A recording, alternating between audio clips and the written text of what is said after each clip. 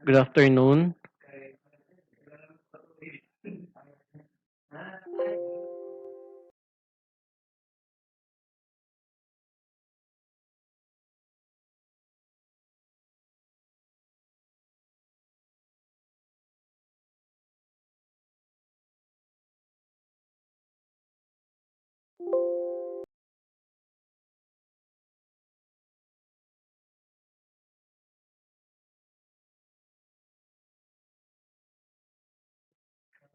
So today, we will discuss the serviceability requirements of the WST beams. No?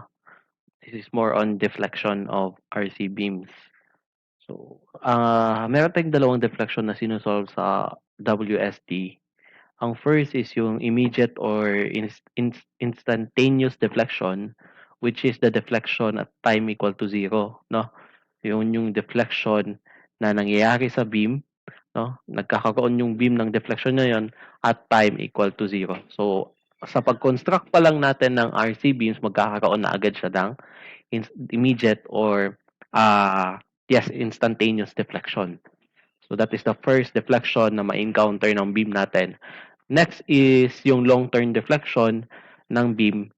So, bale yun yung pangalawa, yung long-term deflection. No? Yun yung deflection at a certain time, which is yun yung effect. Actually, yung makaka-affect lang doon sa ating, sa ating long-term deflection is yung live load. Dahil yung live load natin, pabago-bago yan. Kung isipin nyo, kung merong isang occupant, meron tayo isang building na kasi nakadepende kasi yan sa designer, no? Minsan nag-a-assume tayo na yung live load natin is magre-reduce after a certain year. Yun yung mga assumptions ng ibang structural engineers. Like for example, for now, kunwari magko-construct tayo ng structure and ang expected natin yung occupant is ganito karami. No, ganito karami yung occupant natin. Therefore, yung live load na ilalagay natin doon is mas malaki, no?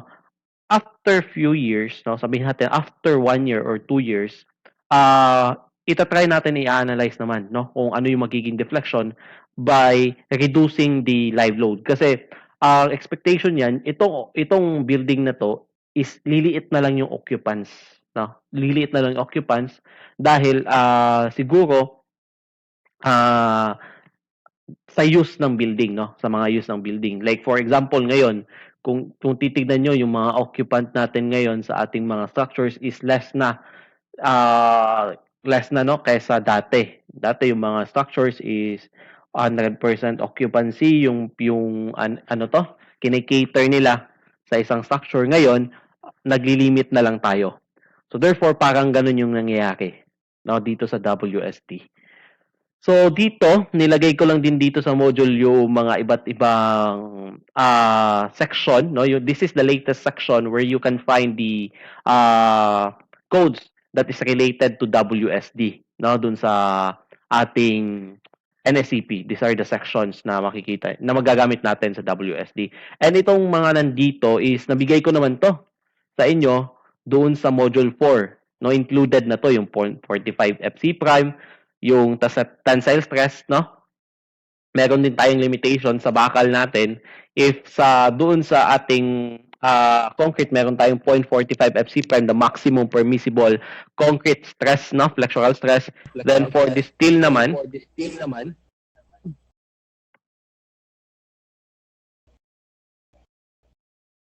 De Vera. So, for the tensile stress naman, no? Para naman sa bakal, meron naman tayong maximum flexural stress na 0.5 FY. So, andun naman to sa module 4. Basa-basahin nyo lang. So, ito, yung ating N, which is equal to yung ating modular ratio N, which is equal to the elasticity, modulus of elasticity of steel over the concrete.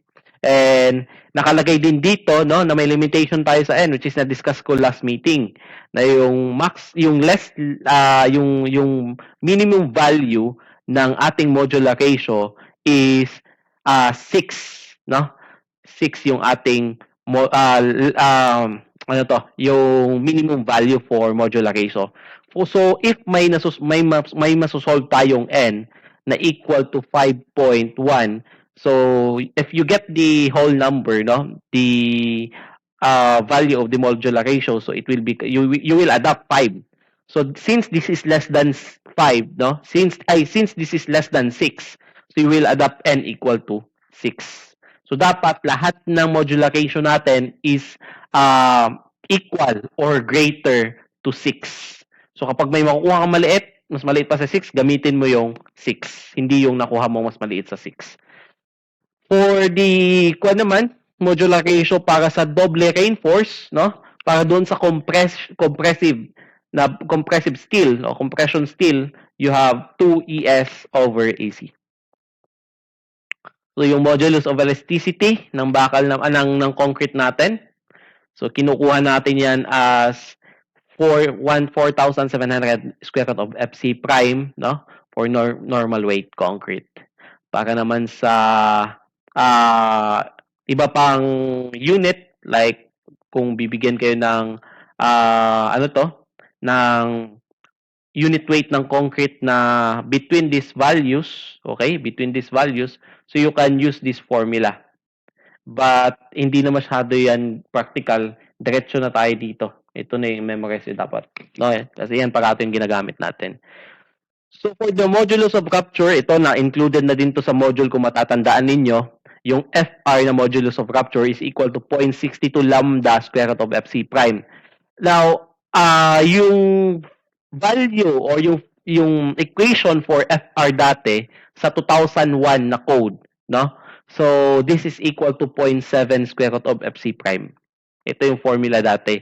But sa previous na seminar ng ASEP or Association of Structural Engineers of the Philippines, ang sabi ng examiner natin sa structural is gagamitin natin sa board exam yung 2015 or yung latest na code. Yun na yung gagamitin natin, no, sa ating board exam. So therefore, yung lahat ng code na i-discuss natin is mas magandang align na siya sa 2015. Although na yung 2015 and yung 2001 is parehas lang, no, halos parehas lang.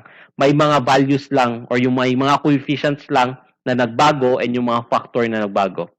Now, yung lambda dito, ito yung na-introduce sa 2015 at saka 2010, no? Yung lambda, the modification factor. Nakadepende ito kung ano yung condition ng concrete natin. So dito, we have the all lightweight concrete, 0.75, the lightweight fine blend, 0.75 to 0.85. Binibigay naman tong lambda. So no need to memorize ito. No? No need to memorize. Kapag hindi naka-state naman sa problem natin, kung ano yung condition ng ating concrete, therefore, you assume it to be normal weight. Huwag ka mag-assume na lightweight, na sand lightweight yan. No. No, hindi pwedeng ganon. Yung default na assumption natin kapag hindi na mention sa problem, kung ano yung ating condition ng concrete, therefore, ang assumption natin dyan is normal weight. Therefore, lambda will be equal to 1.0. Ito. Then, the lambda for laboratory test, no? Ito yung kanyang equation for lambda. And kapag binigay yung measured average compressive strength of concrete, actually this is more on sa mga testing na natin. Kung nandun tayo sa subject na construction materials, ito yung ginagawa natin. Tinetest natin to. Kinukuha natin yung FCM, the measured average compressive strength of concrete, then we solve for the equation of lambda. And also the FCT, which is itong FCT na to, no, this is the splitting, no? Splitting, average splitting tensile strength, which is dun din sa makukuha din natin yan by experiment. So, ito yung focus natin ngayon, no? Dito tayo focus sa deflection. Now, we are, we are solving deflection of WSD beams to know if nasa allowable pa ba or if kaya pa ba ng beam natin na i-carry yung isang load, no? Kaya tayo nagsosolve ng deflection. So yung mga deflection formulas or deflection na mga method is dapat alam na natin dito.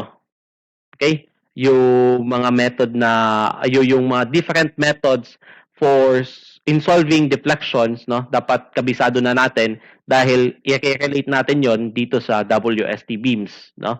Kadalasan din dito pwede niyo nang i-memorize, no? Yung mga formula for deflection like for the simply supported with uniform distributed load, no? Pwede nyo na i-memorize yung mga simple na deflection formulas, i-memorize nyo na lang. Okay lang yon. But if you are given the beam na medyo complicated, so kailangan mo tagang dumaan sa mga different method in solving deflections. Pero yung mga lumalabas lang naman dito is medyo madali lang naman, no? Mga simply supported, cantilever, mga ganun lang. So, kaya lang i-memorize yung mga deflections formula. Now, if we have, for example, if we have a simply supported beam, kasi ito yung common dito,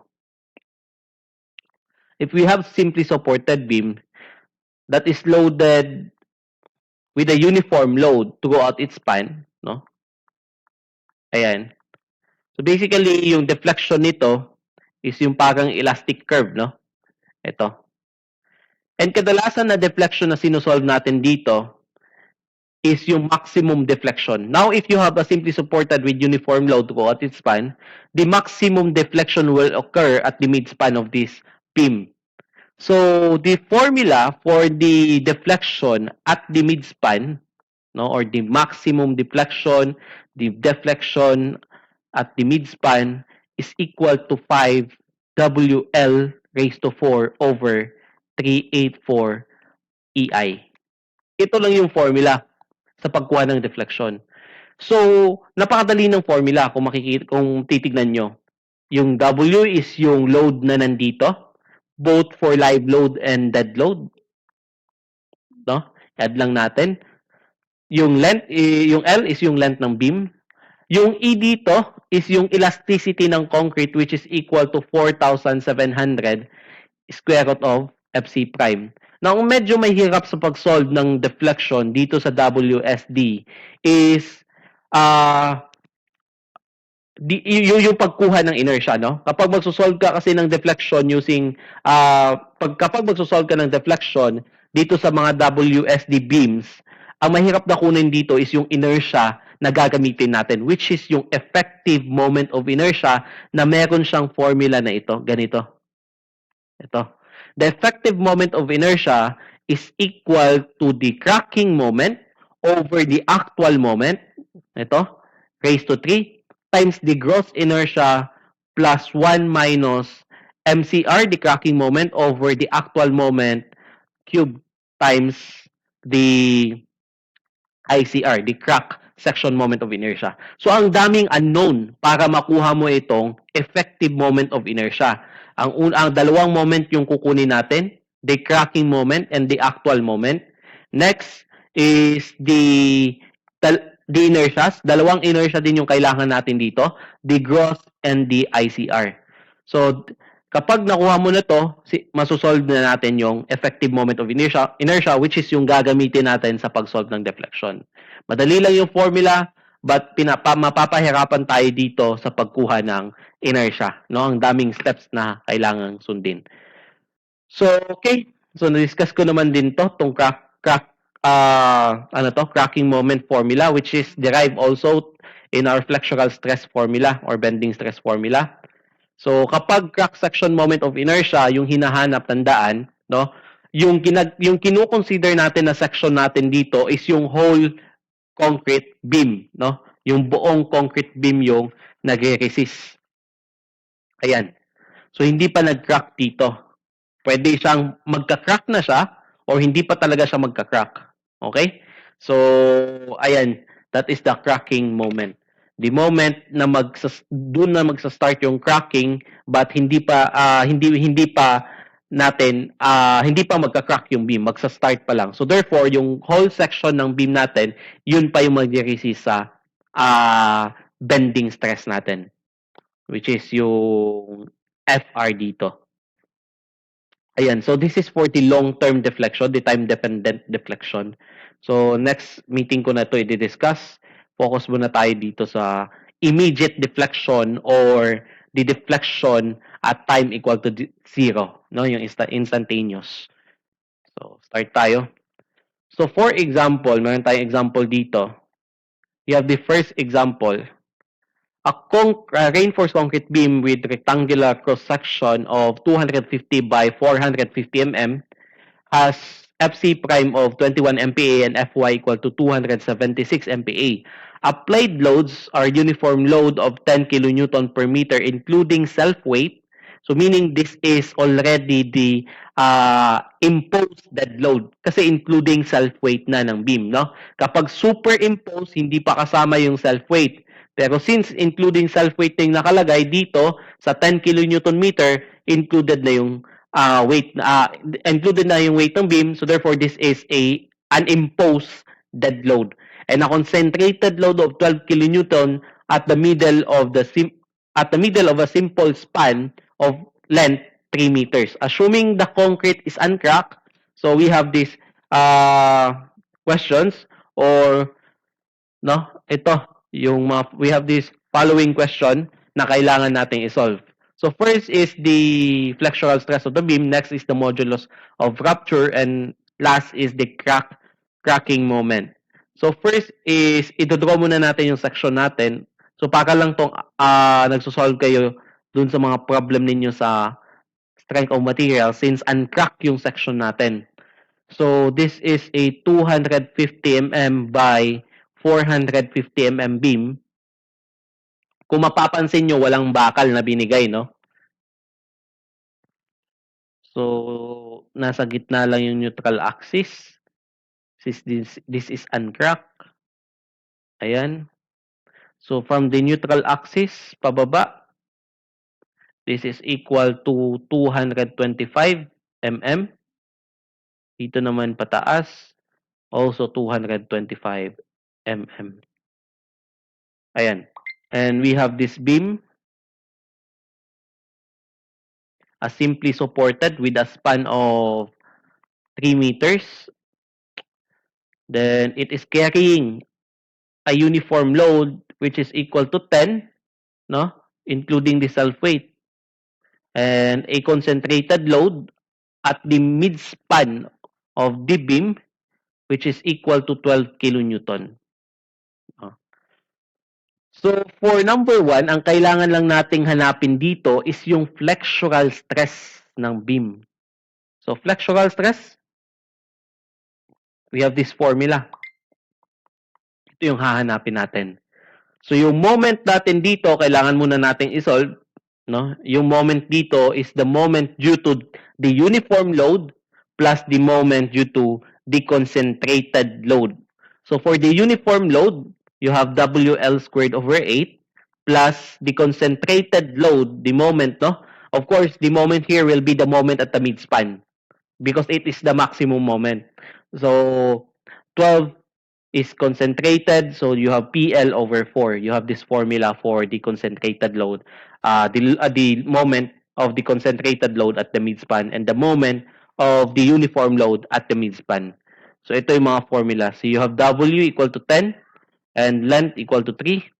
Naka-square yan over 8 plus you have P equal to 12 times 3 over 4. So, your moment here is equal to, maki-calculate kung ilan yung moment.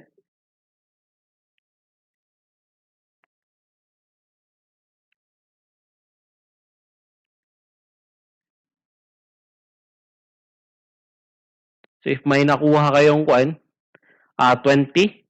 point, yes, 25.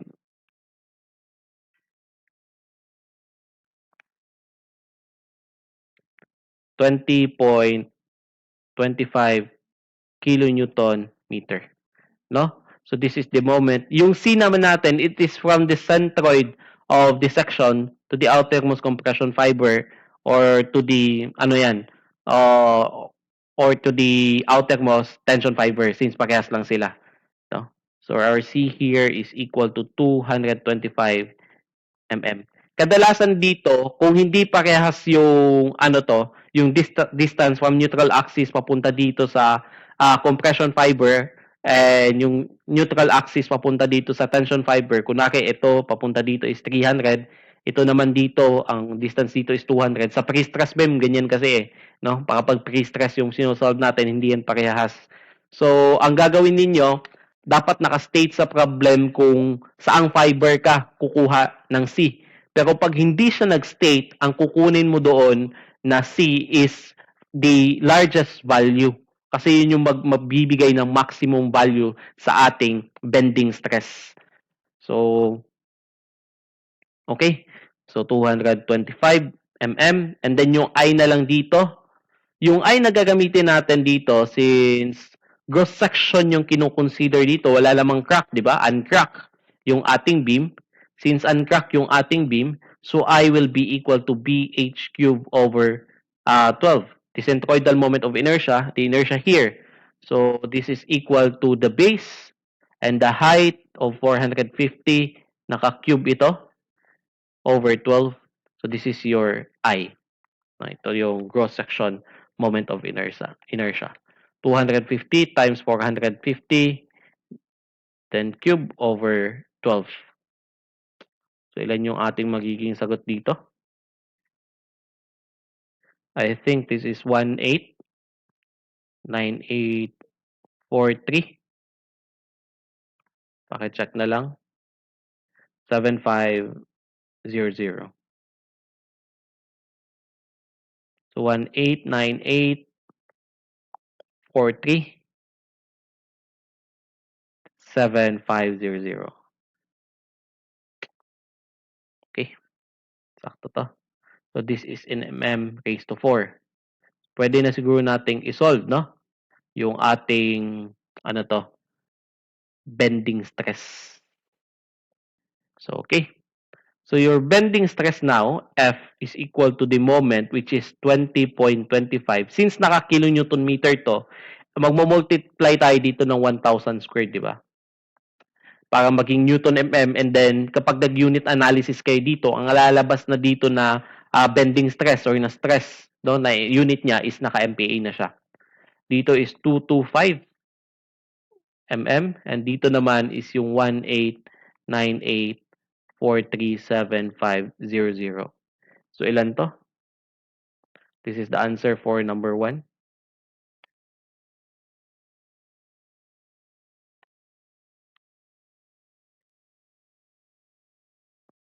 So meron ng mga nagsumagot. Tingnan natin yung chat. So 2.4, yes, that is correct, no? 2.4 MPa. Ayan yung ating sagot para sa number 1. For number 2 naman,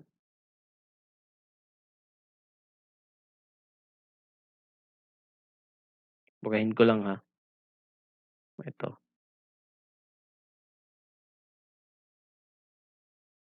For number 2 naman, ang kailangan nating isolve naman sa number 2 is yung modulus of rupture.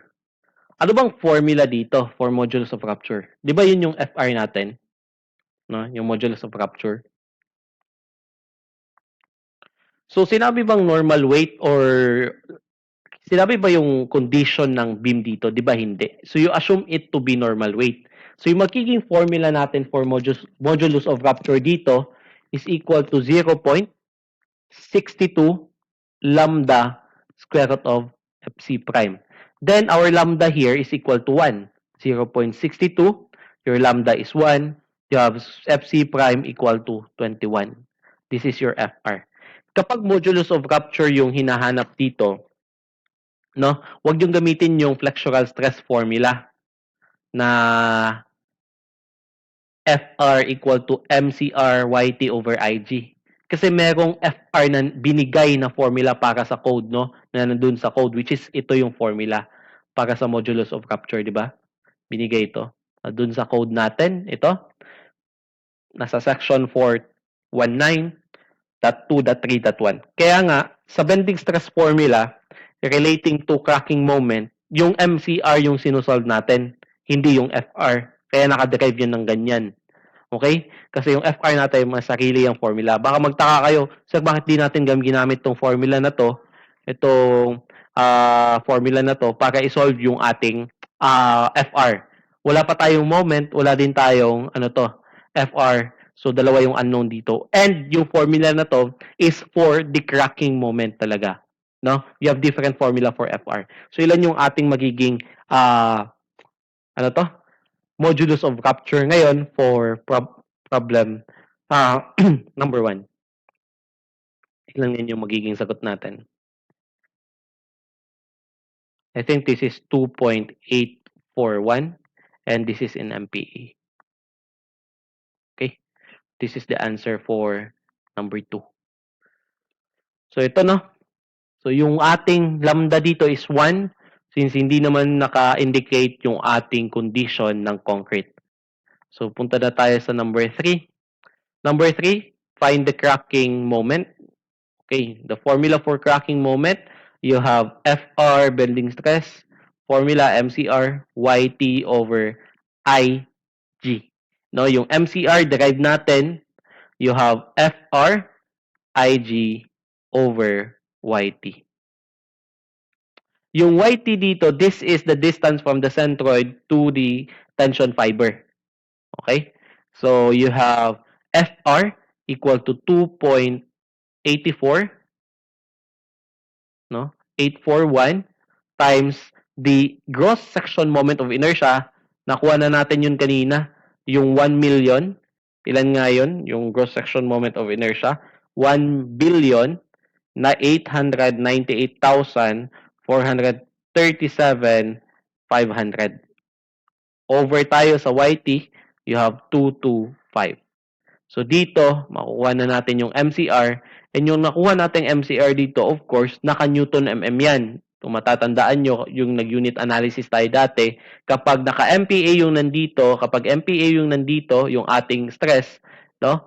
MPa yung ating stress, and yung ating inertia is naka-mm raised to 4. So, and naka-mm din yung ating YT. So, therefore, yung lalabas dito is Newton mm.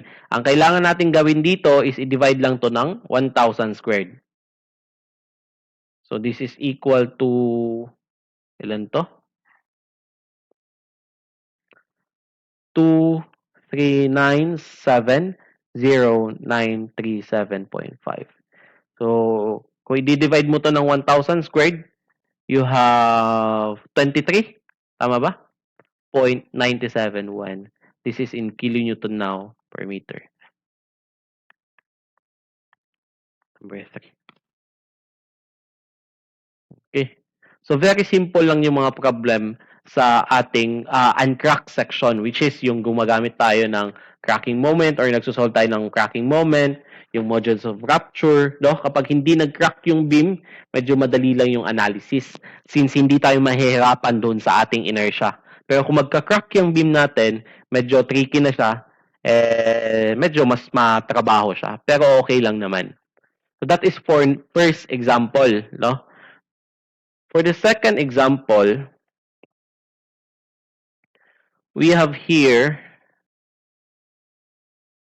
no, a problem which is doble ito, medyo challenging, no? Sabi dito, second situation, a doble reinforced beam that has a dimension of 300 by 600 mm on a simple supports is to be analyzed.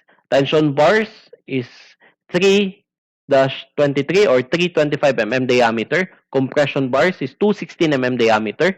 Given, you have the FC prime, the FY, the unit weight of concrete. Alam natin na yung unit weight ng concrete base sa code natin is 23.6. But since may binigay na unit weight ng concrete dito na 24, so you will use the 24 kilonewton per cubic meter. Pero kapag walang binigay na unit weight ng concrete, ang gagamitin nyo is yung nasa code natin na 23.6 kilonewton per cubic meter. No? Pero pag may binigay, gamitin mo na yung binigay. You have elasticity of the steel, 200 GPa. Converting that into MPa, you have 200,000 MPa. You times 1,000 lang. So, L is equal to 7.5 meters. You have the W live load equal to 8 kilonewton per meter. You have the superimposed dead load which is equal to 2.5 kilonewton per meter, and the effective cover is also the steel covering, no? So si effective cover at saka si steel covering parehas lang yan, no? Hindi sila, pero yung concrete covering iba din yon, di ba? So the effective covering or steel covering is 70 mm. Now determine the following. First is the distance from the neutral axis to the extreme compression fiber, and second, the transform moment of inertia with respect to the neutral axis. Third is the cracking moment. Fourth is to determine the instantaneous deflection or the immediate deflection. The deflection at time equal to 0. Pag construct mo, magde-deflect agad yan. Okay? Due to its self-weight and other loads na lagay doon sa kanya. No? So, yun yung instantaneous deflection. So we have here the procedure or steps in solving immediate deflection. Sabi dito, first is you solve for the modulus of elasticity of concrete. Second is you solve for the modular ratio. Third is you solve for the area of steel for both sides, the compression and the tension side. If any, no? Dun sa compression. Kasi minsan wala namang compression steel. Kung singly reinforced lang siya, so disregard mo na yung compression steel. So 4 is solve for X.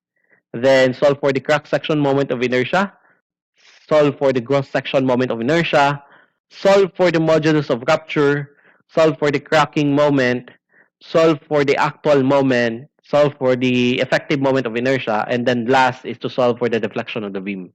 So, i-draw muna natin yung beam natin, no?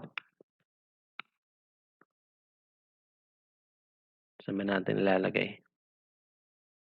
Ganito na lang.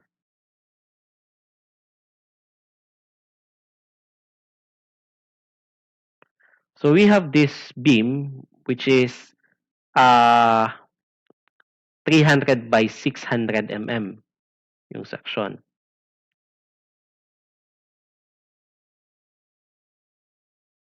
You have 300 mm by 600 mm.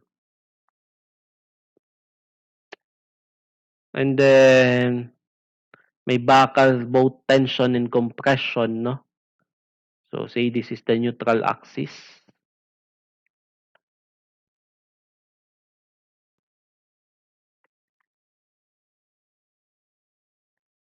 May bakal dito which is AS. And dito naman is AS prime. Ayan.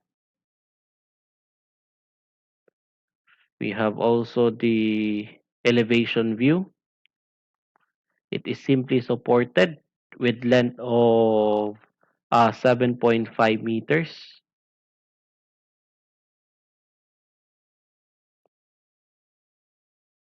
And we have the loads, no? May mga loads tayo dito. So we have the superimposed dead load equal to 2.5 and 8. Yung 8 kilonewton. They are both uniform load, no? So pwede nating i-add lang 2.5. Kung mapapansin nyo dito, sinabi dito na superimposed. Therefore, hindi pa kasama yung self-weight ng beam. So, mag-a-add pa tayo ng weight ng beam dito. Kunin muna natin yung weight ng beam. Yung weight ng beam that is equal to the area of the beam times the cross-sectional area of the beam times the unit weight of the concrete. So, this is 0.3. Dapat naka-meter. Sinabi ko dati, 0.3 times 0.6 meter multiplied by 24 kilonewton per cubic meter. Maka-cancel ito. May maiiwang isang meter dito sa baba. Yung magiging final unit natin is kilonewton meter, which is a uniform load. Yun yung gusto natin. No? So, 24 times 0.3 times 0.6 is equal to 4.32 kilonewton meter. So, i-add mo lang yan dito. So, you have 8 plus 2.5 plus 4.32. You have a total of 14.82. No? So, yung W mo dito is equals to 14.82 kilonewton per meter. So, this is the total uniform load that the beam carries. So, next, ito na, nalagay naman natin dito. Punta tayo dun sa steps, no? Punta tayo dun sa steps. Anong unang sinabi dito? Sabi dito, yung first natin na isosolve is yung modulus of elasticity ng ating concrete. So ano bang formula for the modulus of elasticity of concrete? This is E sub C, di ba? This is for number 1. This is equal to 4,700 square root of FC prime. Ano yun ba yung FC prime na binigay? That is 20.7 MPa. 20.7 MPa. So this is equal to, if may makukuha kayong value dito, no, iso-stock natin yan mamaya. So makukuha yung value dito, I think that is 21,383.70875. This is an MPa. So kindly store this to E. Sa E natin to i-store. Ayan. Paki-store kay E ha, and pakilabas ng calculator kasi itong mga problem natin sa stock, actually, ni-stock lang to, ang daming mga technique dito. No, hindi ko lang masyado tinuturo since hindi pa naman kayo nagre-review. So, ito, start lang natin dito kasi kung manumanuhin natin to, ang daming ita-type. So, paki-store lang yan kay E. Then next, sabi dito yung modular ratio. Ano ba yung modular ratio? Yan yung N, no? So, ito si N is equal, saan ba to equal? Yung N natin. Equal yan kay ES or elasticity ng steel over elasticity ng concrete, no? That is for the step 2. So you have N equal to the elasticity of steel over elasticity of concrete. You have 200,000 naka-MPa to over, ang ilalagay ko na lang dito is E. Ano ba si E? Yan yung alpha E. Yan yung nakastore kay yung nakastore kay E is yung elasticity ng concrete. Yan yung ilalagay ko dito kapag magsosolve ka sa calculator.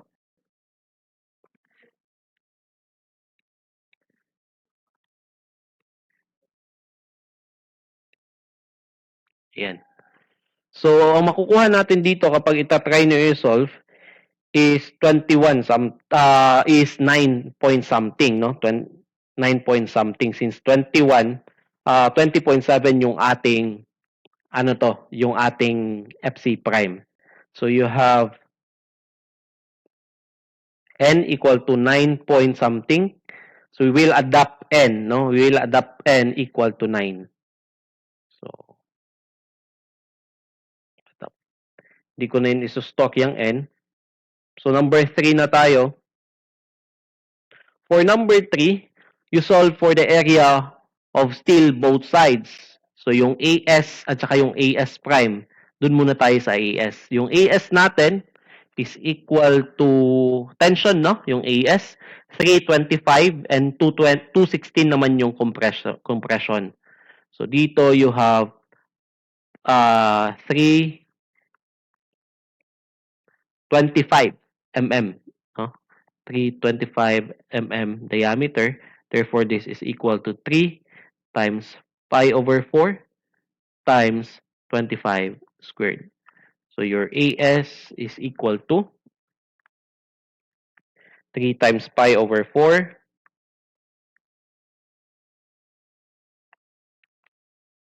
you have the pi over 4 times 25 squared. In terms of pi lang to, no, in terms lang natin siya ng pi.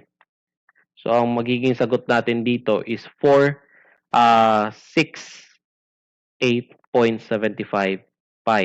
Ganyan. So, ito, pakistore na lang to kay M. No? Mag-ingat sa pag-store kay M, ha? Pakistore yan kay M. Ayan. Bakit sa M ko yun ini-store? Sa Caltech kasi namin ito, yung beam natin, to, kung titignan nyo, yung AS is nasa baba. Eh, nasa taas naman yung AS prime. So, kung titignan nyo sa calculator nyo, yung M is nasa baba ng F. Sa F kasi ini-stock ito and ito naman sa M. Hindi natin yan ini-stock sa E at saka Y kasi meron nang naka-store kay E at saka kay D meron ding pwedeng i-store dyan or meron tayong i-stock dyan mamaya. So this is for AS. For AS prime naman, no, you have 16 or 2 16 mm. No, dalawang 16 mm daw yung nilagay. Diameter. So you have 2 times pi over 4 times 16 squared. So this is equal to, in terms of pi pa rin tayo, no, 128 pi. Ito yung sagot natin dito.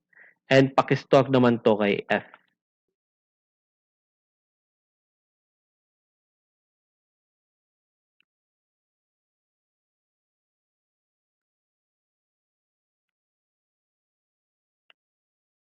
Tandaan nyo, yung mga stock natin, i-check lang natin yan mamaya. Bago tayo mag-solve. Para sakto yung ating magiging sagot. Okay, since tapos na natin na store yung ating steals for both sides, number 4, sabi niya na dito, is you solve for the x. So, solve for the x. So, in solving the value of x, you need to equate the first moment of area below and above the neutral axis. So, tignan mag-drawing muna tayo ng diagram natin, no? Yung crack section moment of inertia, yung crack section, i-draw muna natin.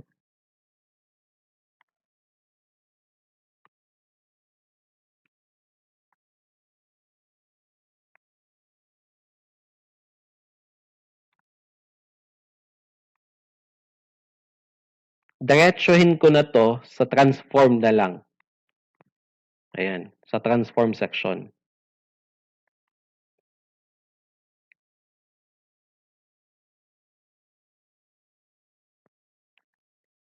Pin natin, ito na yung bakal sa taas ng neutral axis. Sa compression side, ito na. Ito naman sa tension side.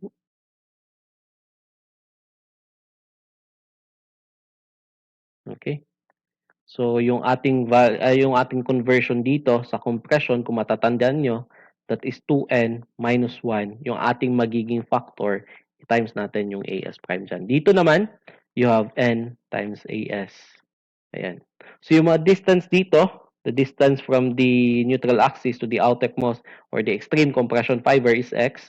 Ito yung centroid ng rectangular section or rectangular concrete. So, yung magiging distance niya from the centroid to the neutral axis is x over 2. Ito naman, may effective depth ito, di ba? Yung effective depth nito is equal to d, which is kung titignan natin dito, ilan ba? No? So, meron tayong effective cover. Yung effective cover, galing yan sa center ng mga bakal papunta sa adjacent fiber. 70 ito, 70 din ito. Yan yung mga effective covering, no? Yung steel covering. So, kung gusto natin kunin yung effective depth dito, that is equal to, baliktad yung nilagay ko pala dito. Ito. Ba't 600 dito? Dito 300. Baliktad. This is 300 mm by 600 mm. Okay? So, ayan.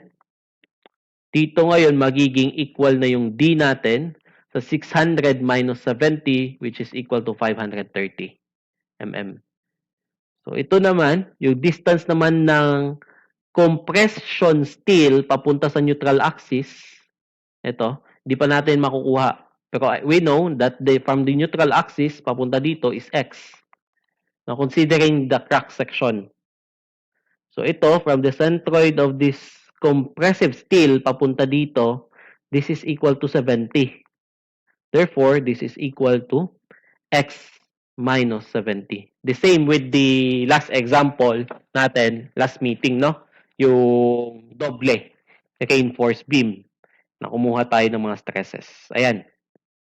So, okay na. Meron na tayong mga values dito. Kailangan na lang natin gawin dito is equate yung area first moment of area above and below para makuha yung value ni x. So, dito, you have the q above. Yung q above natin is area above, which is equal to 300 times x over 2.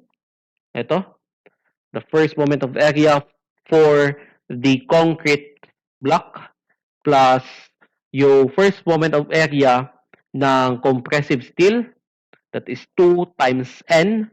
Yung N natin is 9 minus 1 times AS.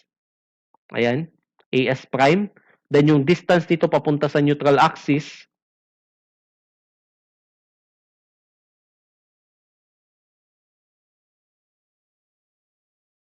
ano yung 165.59 na 944 kasinto?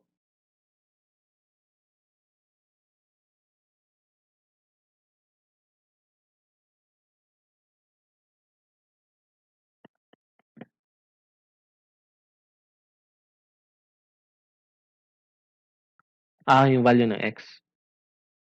Na-solve mo na pala. Sige, sige.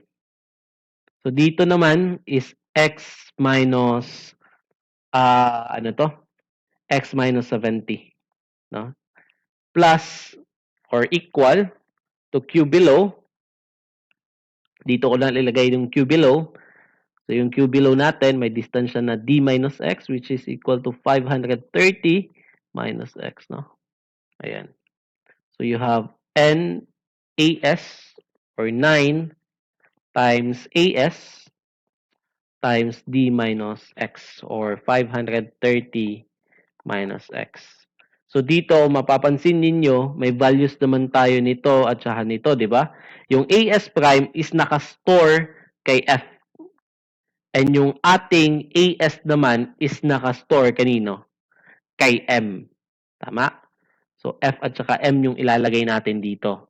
So yung ating equation, ilalagay mo na dito, ita-type mo yung alpha F at saka alpha M naman dito. Then you shift solve for the value of X. So what will be the value of X?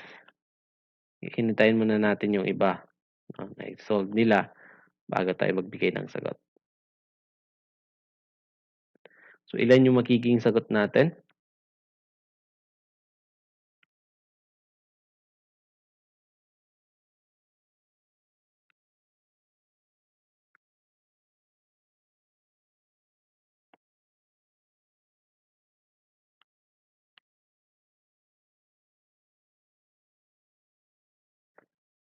Na-try nyo na bang isolve?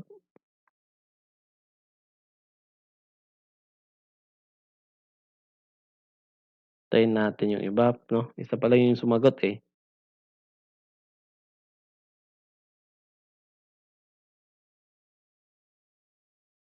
So, walang sasagot. So, i-adapt ko yung sagot ni Jacinto, no? Walang sasagot. So, you have, ilan yun? Sagot niya? 165. No, hindi yan 165. I-try mo lang ulit. Makakuha ka dito ng 166.495.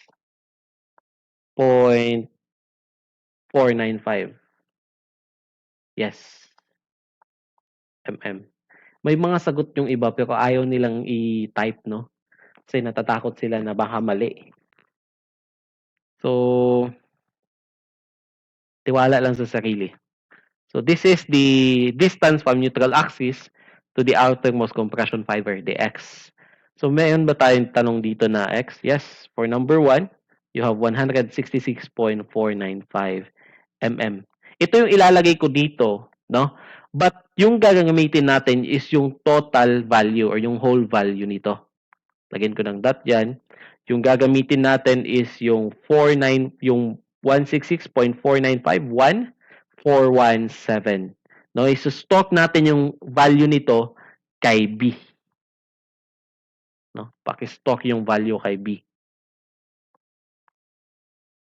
So you shift store it to B. Ayan. Yung X is naka-stock na kay B. Number 5 is you solve for the cross-section moment of inertia. So, paano natin i-solve? Yung number 5. So, for number 5, for the cross-section moment of inertia, ICR, it is equal to the summation of ICG plus AD squared. Diretsuhin ko na to, no? Yung ICR natin, para sa concrete natin, no? Para muna sa concrete. First is for the concrete, you have the base equal to 300 times x cubed over 3. Yan yung magiging formula. No? Na-derive na yan natin ilang beses na. Plus yung AD squared ng concrete natin, no? You have the area 300 times x raised times the distance from the centroid to the neutral axis is x over 2. Naka-squared yan. So this is the ICR for the concrete. For the steel naman, no? For the compression steel, you have AD squared lang. Walang centroidal inertia yung ating mga bakal na na-convert kay concrete. So plus yung sa compression steel, you have 2n minus 1 AS prime. Then, the distance is x minus 70. Naka-squared yan. Plus naman natin ngayon yung bakal doon sa tension side na may eryang NAS. Then, may distance siya galing sa centroid niya papunta sa neutral axis na 500 minus x. Naka-squared din yan. Now, you can substitute the value of x equal to, no? Yung x dito, ito, this is equal or na kay B na to. B na yung gagamitin nyo dito. Ayan, kasi nakastore na yung value ni X kay B. Then yung AS prime natin, nakastore yan kay F. And yung ating AS is nakastore kay M. Ayan, ito, N natin na to is equal to 9. Lagay mo lang na 9 dyan.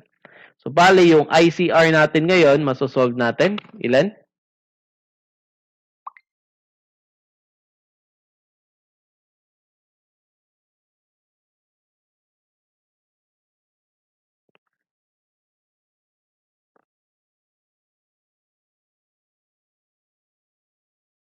Ilan yung magiging value nito?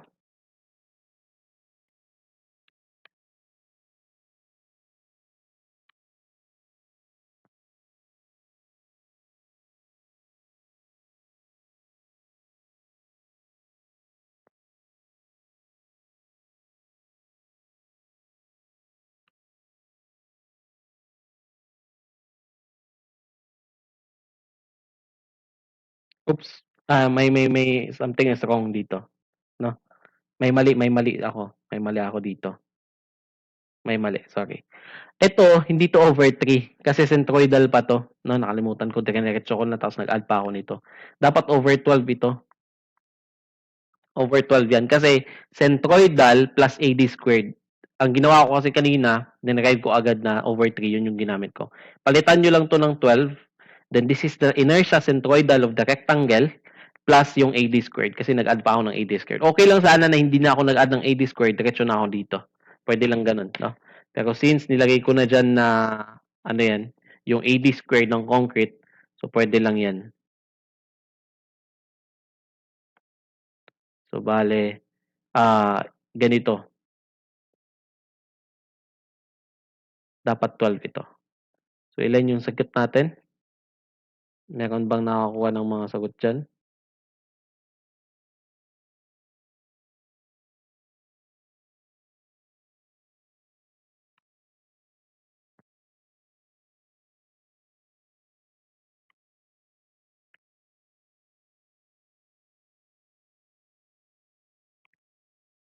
So, meron ng mga nagtatype ng mga sagot nila.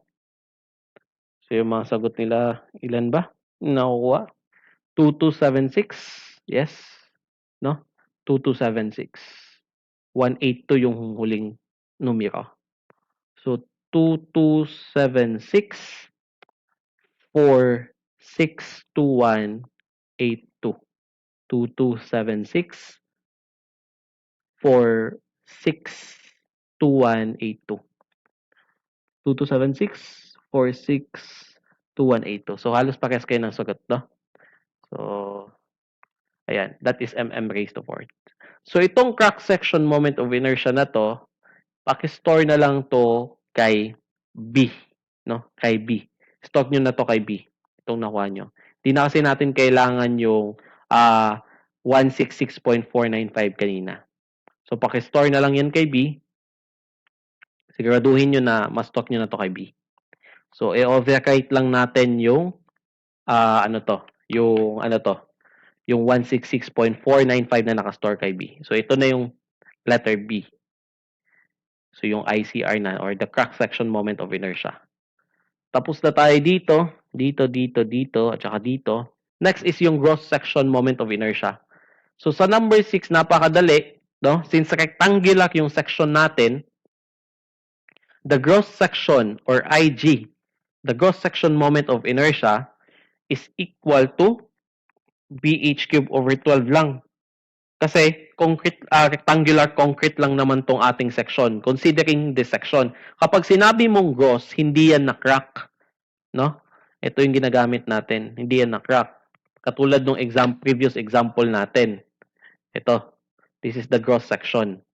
So, yung gross section natin dito is 300 by 600. Ayan.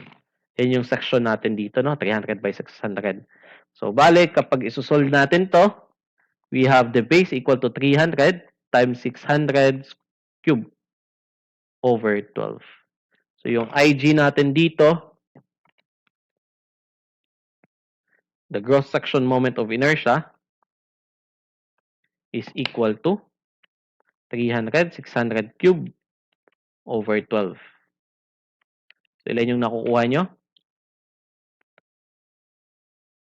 You have 5, 4, then ilang 0? 8? Tama ba?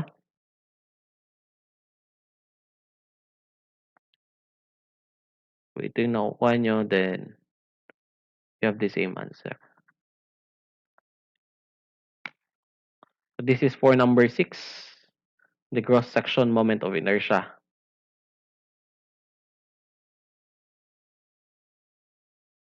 Nakukuha nyo ba to? Subrahin ko lang dito na side.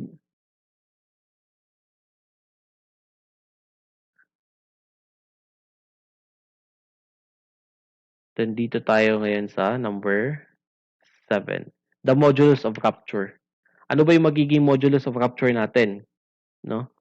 Previous example, yung modulus of rupture natin dito is 0.62 lambda square root of FC prime. This is for the modulus of rupture of concrete. Now, yung lambda natin dito, anong gagamitin na lambda natin? Hindi naman sinabi yung condition ng concrete.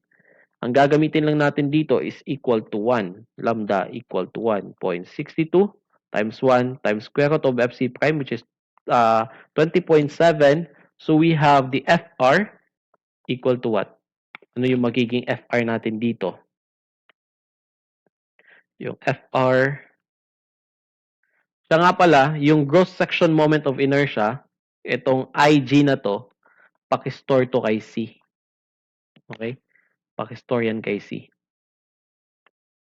Then yung FR natin, you have 0.62 square root of 20.7. You have 20.7 as your FC prime. Ito. Meron kang 2.82 something. Naka-MPE yan. Pakistore na lang din to kay A. Pakistore muna yun kay A. So, yung total value dito, yun yung gagamitin natin, ha? So, store kay A. So, tapos na tayo dun sa modulus of rupture. Dun naman tayo sa crack section moment of inertia. Or no, the cracking moment pala. This is for number 7. And for number 8, the cracking moment, the MCR. Ito naman. So, you have MCR equal to the FR IG over YT. Ito. Saan nakastore yung FR? Na kay A. Yung IG na kay C. Over the YT. Kalahati lang ng 600, bale 300 yan. then you just divide this by 1,000 squared agad para yung MCR natin dito is ano na yung MCR natin? Naka kilonewton meter na.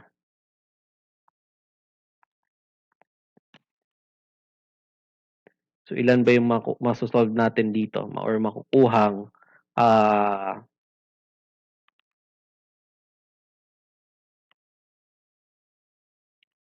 MCR?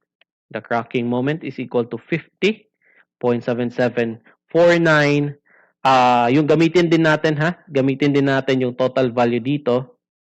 50.774 dot something and pakistore na lang yung value nito kay X. Ayan, kay X. Now, dito sa mga question natin, sa problem natin, na-solve na natin ito, number 2, and yung cracking moment, which is yung 50.774 something kilonewton meter. Ito naman, is nakastore na kay B, yung number 2, no, yung transform moment of inertia, you have 2276462182 mm raised to 4. Ayan. So, yung kulang na lang natin dito is yung instantaneous deflection. Na kapag magsusolve ka kasi ng instantaneous deflection, madadaanan mo itong number 1, 2, and 3. And marami ka pang gagawin, no? So, ayan. So, dapat na-store nyo na yung cracking moment doon sa X. No? Pakistore na lang yung cracking moment na 50.774. Ayun, yung whole value niyan doon kay X. Diretso nyo lang i-stock yan kay X. Okay? So, doon na tayo sa number 9. Yung actual moment na. So, yung actual moment, of course, ang babasehan natin nito is yung beam natin. So, we have the simply supported beam with uniform load. Yung magiging actual moment nito is yung galing sa actual loads. You have WL squared over 8 as the moment at the midspan. Kasi dito din natin kukunin yung deflection, no? Yung maximum moment. So, we have 14.82 times length, no? This is for number 9, times length of 7.5 squared over 8. Ayan. So, you have number 9 equal to the actual moment is equal to ilan to?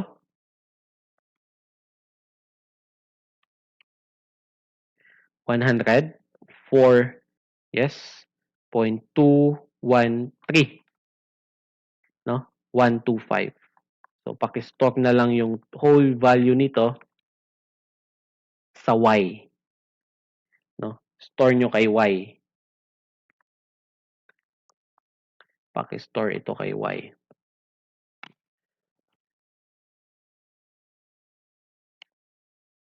Ayan. So, malapit na. Now, for the effective moment of inertia na, dun sa number 10 na tayo. No? So, for number 10, ang kailangan na natin isolve dito is yung I sub E, the effective moment of inertia. So, for the effective moment of inertia, mahaba yung formula nito no? Mahaba yung formula nito. You have MCR over MA raised to 3 times IG plus 1 minus MCR over MA raised to 3 times ICR. Ito yung formula niya. Kung makikita natin, balikan natin yung module natin, no? Dito, yung formula. Oops. Hindi na mabasa. Ito dito. You have IE, which is the ineffective moment of inertia equal to MCR over MA cube IG plus 1 minus MCR times MA, naka-cube yan, times ICR. Ayan. So, ang shortcut namin dito, no, since gumagamit tayo ng mnemonic sa ating mga formulas, like for the strength, yung angle of twist, di ba? TL over JG. So, dito naman, ang ginagamit namin dito, actually yung mga variable lang,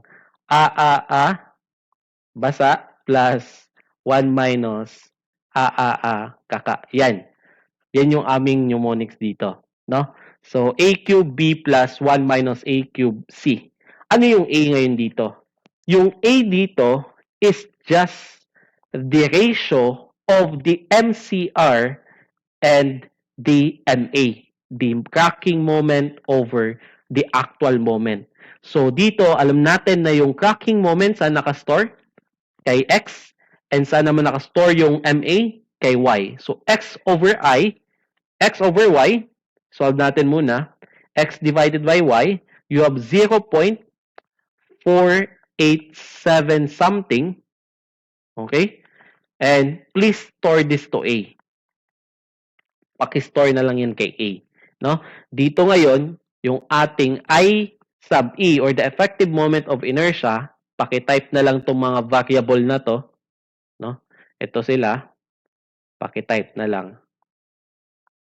Kasi ito na yung ating solution para sa IE. Naka-store na lahat yan dyan. Yung ating A is yung MCR, yung ating B is yung gross. Oops. Medyo, may nagbaliktad, no? Baliktad lang dito. Ito, mali yung naka-store. Kaka plus plus 1 minus basta, tama. Ito. Ayan, no? A cube, yung IG natin, no, yung gross section moment of inertia is na kay C. Ayan. And then yung B natin, yung ICR is na kay B. Dito. ICR is na kay B. So, be careful lang sa mga, kayong bahala ha kung saan nyo i-store, but ito yung nakasanayan ko. So, ilan yung nakukuha ninyo?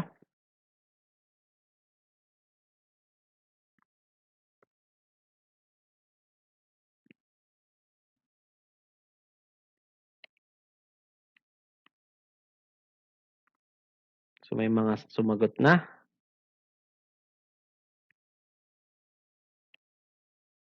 Hintayin lang muna natin yung iba. You have 635 yung last.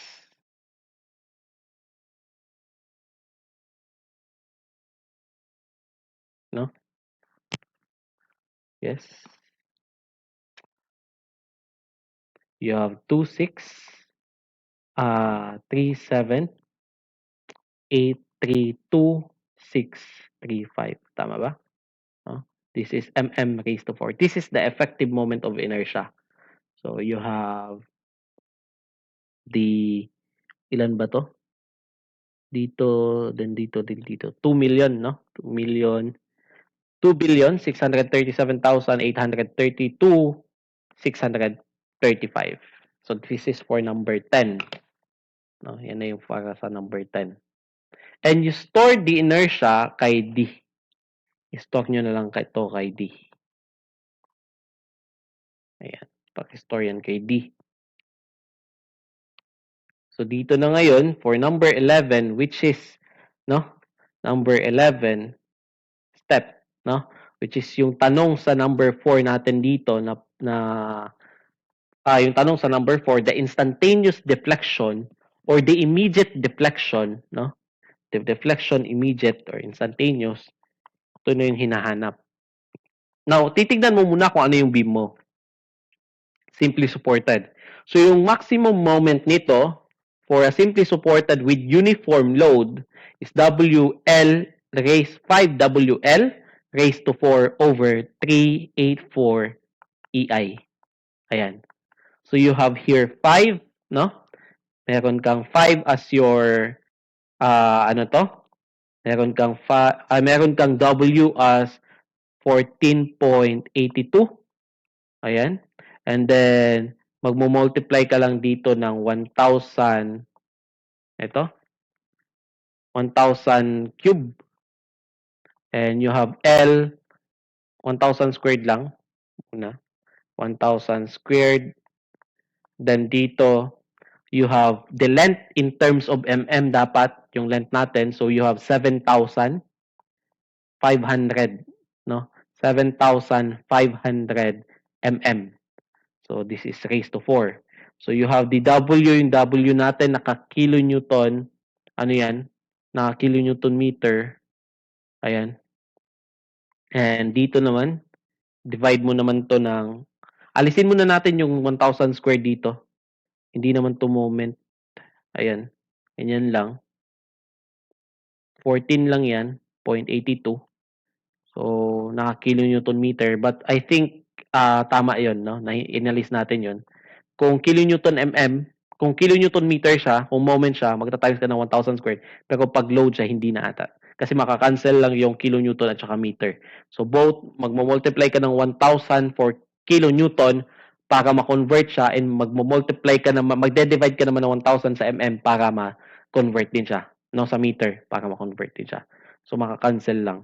So here we have 384. Yung E natin is naka-store kay E, no? Yung elasticity of concrete is naka-store kay E, and yung I natin, yung I dito, tandaan, this is the effective moment of inertia. Naka-store yan kay D. So you have 5. Ilan yung magiging sagot natin dito? 5, 14.82 times 7,500 raised to 4 over 384 D or E T.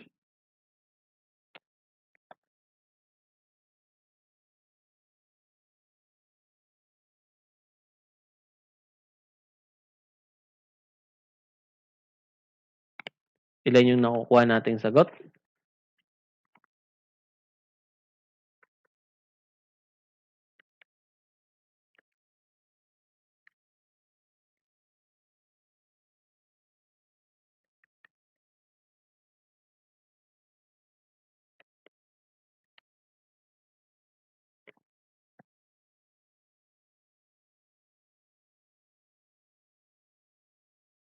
Paki-raise to 4. Oops. But, anong naka-stock? Baka may, anong naka-store sa D ninyo? Ganyan ba yung nakukuha niyong sagot? Paki-check nga yung nakukuha niyong sagot. 5 times W, which is 14.82, times 7,500 raised to 4 over 384 ED. Yung E natin is ito. No? This is 21,000, which is stored at E. And yung D naman is ito. So, may nakita ako isang tamang sagot. Paki-check na lang. That is 10.824.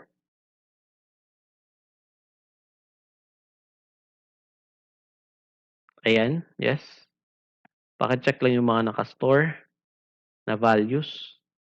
So, the answer for the instantaneous deflection is equal to 8 po. Ano to? 10.824 dito.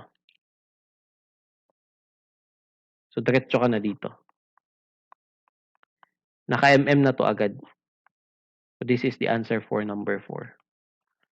So, ang haba ng process dito. No? Actually, ang haba talaga ng process pag ito yung sinsolve natin. So, pero pwede mo naman itong i-store lang lahat. Naka-store lang naman lahat ng value. So, hindi ka na problema mag-type ulit ng value doon sa iyong calculator. No? Okay na hindi mag-type ulit.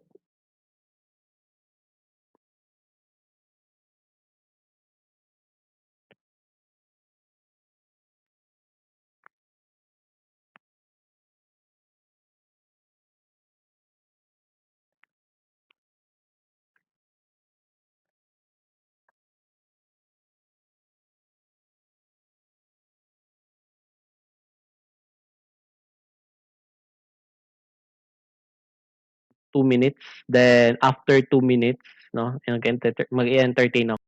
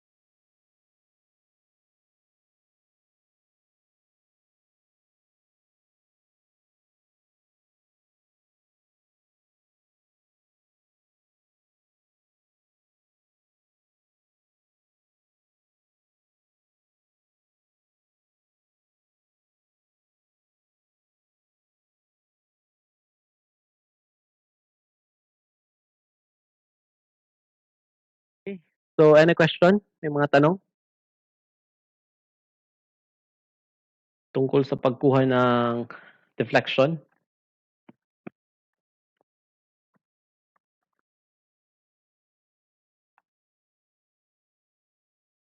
Yes, naka-record ito. Naka-web recording, ma-replay nyo dun sa ano to, sa LMS. Kapag naka-web recording, di masa-stop yung recording unless nag-out nag-out na yung or yes, na natapos na yung session. So hindi pala siya maano to, ma-stop. So, any question?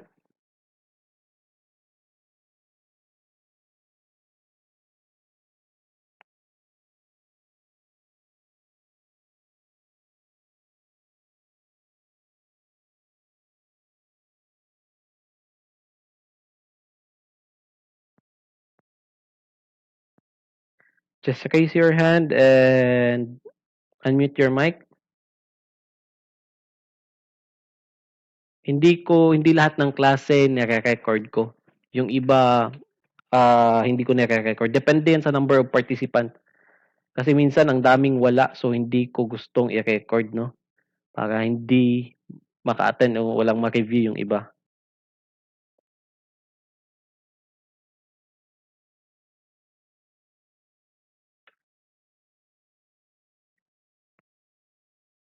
Default na yung instruction or default na itong steps. Yes. Itong steps in solving immediate deflection. Ganyan na talaga yan. Okay? So kayo na yung minsan sa section na lang yan iba. Minsan singly reinforced beam lang din. So therefore, alisin mo lang yung bakal dyan sa compression side.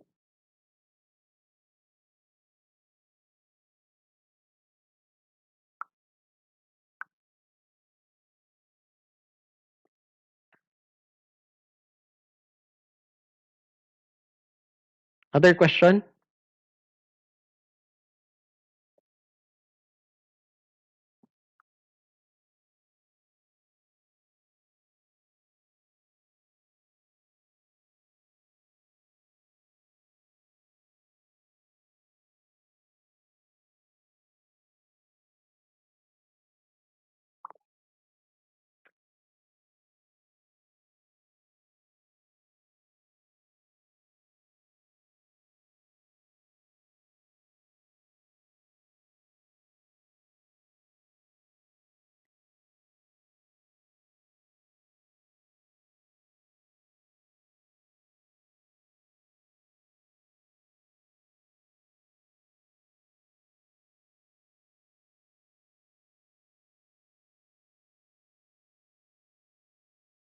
Yes, Kasinto.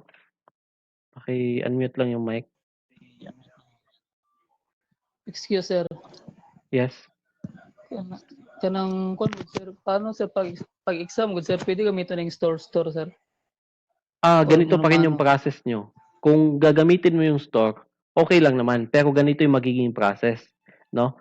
Bago mo stock yan, ilagay mo muna yung value. Then, of course, i-stock mo na kay B. Parang i-assign mo, maggawa ka ng arrow na in-assign mo yan kay B or kay X or kanino bang variable.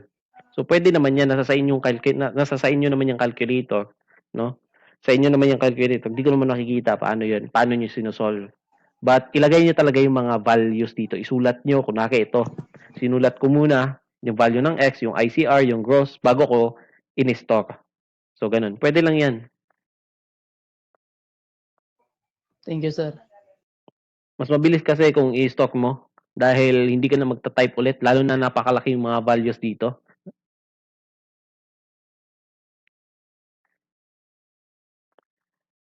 May instances na varying load yan. Pero dito sa design, kadalasan uniform load yan. Kahit kung magde-design kayo ng structure na sa sunod, magta-try na kayo, magiging engineer kayo, tapos magiging structural design na kayo, halos ng load natin is uniformly distributed. Kaya nga meron din tayong tinatawag na yield line theory na yung mga trapezoidal and triangular loads is kino-convert natin into uniform loads para mas madali na lang i-analyze or structural design, no? I-analyze, i-analyze and i-design yung ating mga structure. Kino-convert yan. Meron ganyan sa slab.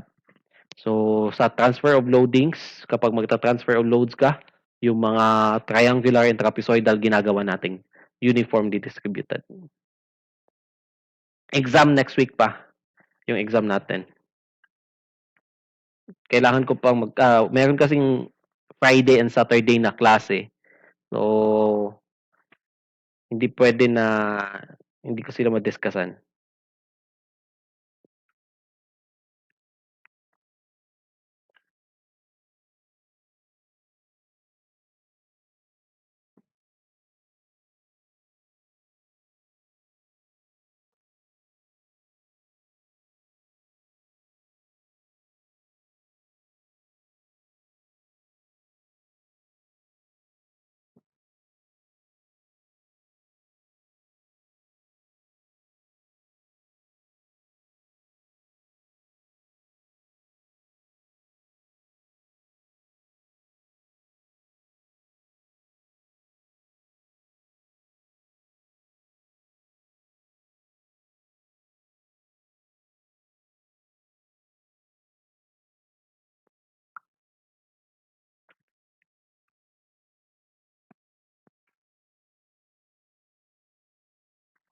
So, any other question?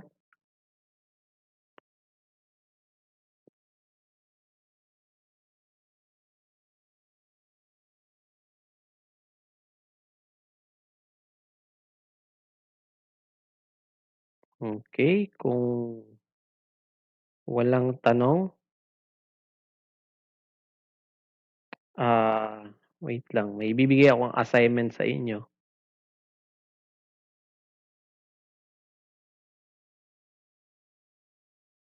Paki-try solve ito para at least ma-practice din kayo.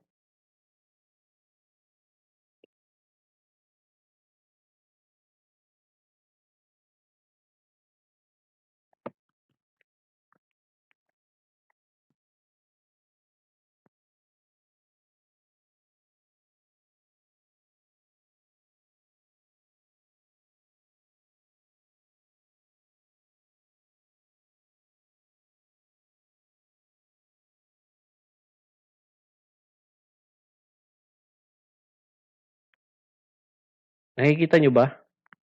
Yung nasa, ano yan? Nasa screen. So, situation, a beam 300 mm by 600 mm is reinforced with 528 mm with steel covering of 75 mm. Sabi dyan, use FC prime and FY, 28 and 278 MPa respectively. Normal weight, yung concrete natin with density of 23.6. Now, you need to solve the instantaneous deflection lang. No? Kasi pag tinanong ko yung instantaneous deflection, masosolve nyo na kasi lahat yan. Or madadaanan nyo na yung value ni X, yung value ni ICR, and yung iba pang mga values, no? Kapag isosolve nyo yung instantaneous deflection. You just solve this, the instantaneous deflection. Yun lang yung tanong dito. Solve for the instantaneous deflection. So, if wala nang tanong, okay na. Pakikopya na lang yung problem natin and you can PM me PM na lang sa akin yung mga sagot ninyo. Hindi na to isa-submit, practice problem lang to, no? So PM niyo na lang sa akin kung ano yung mga sagot niyo, sasabihin ko kung ano yung tamang sagot. So paki-PM yung solution ninyo, titingnan ko kung tama o hindi. Then bibigay ko yung tamang sagot, no? So okay. So wala na atang tanong, no? So sige. End na natin yung meeting natin dito. Salamat sa pakikinig.